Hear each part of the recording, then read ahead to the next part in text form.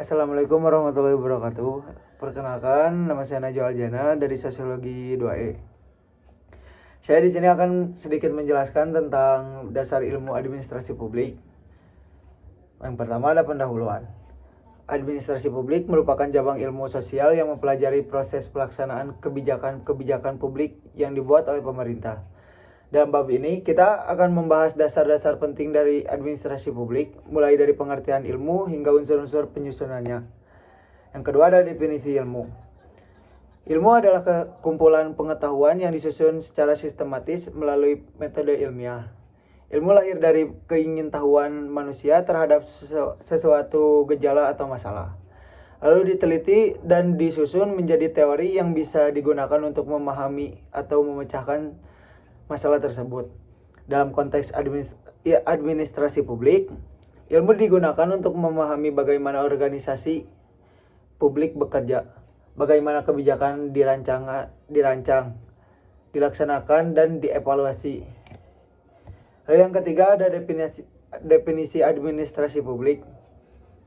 Secara umum, administrasi adalah kegiatan atau suatu proses yang melibatkan perencanaan, pengorganisasian, pengarahan, dan pengendalian atau pencapaian tujuan tertentu.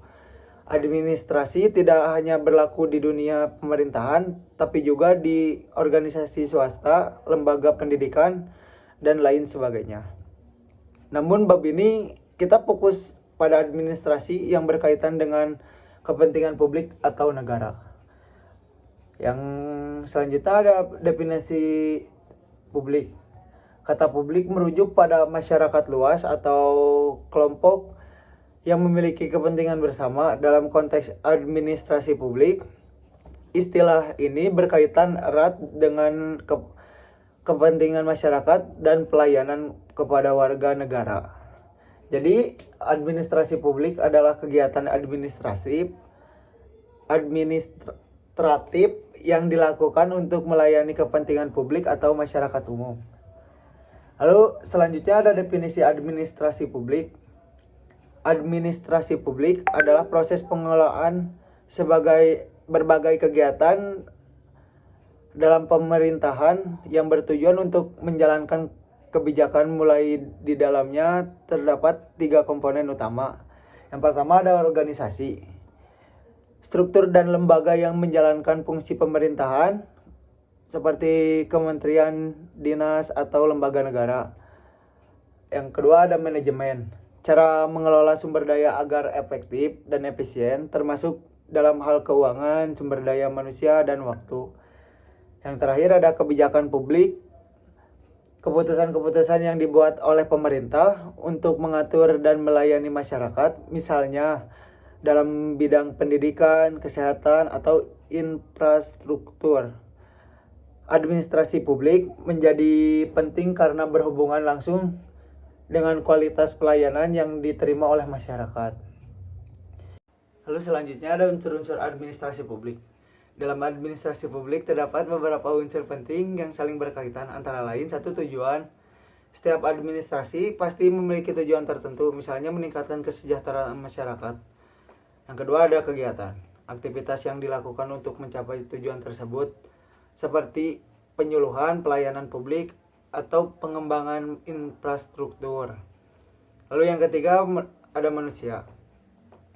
Pelaku atau aktor administrasi dapat baik dari pihak pemerintah maupun masyarakat. Yang keempat ada peralatan atau sarana, alat atau fasilitas yang digunakan untuk mendukung proses administrasi. Yang kelima ada lingkungan, konteks sosial, ekonomi, politik, dan budaya yang memengaruhi pelaksanaan administrasi publik.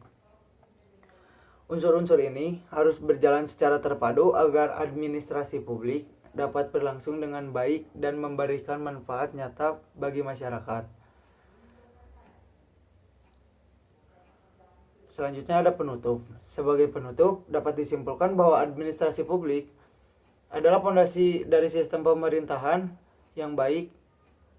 Melalui administrasi publik, pemerintah dapat mengelola negara dengan lebih terarah, transparan, dan bertanggung jawab Oleh karena itu, pemahaman tentang dasar-dasar administrasi publik menjadi penting untuk siapa saja yang ingin terlibat dalam pembangunan masyarakat.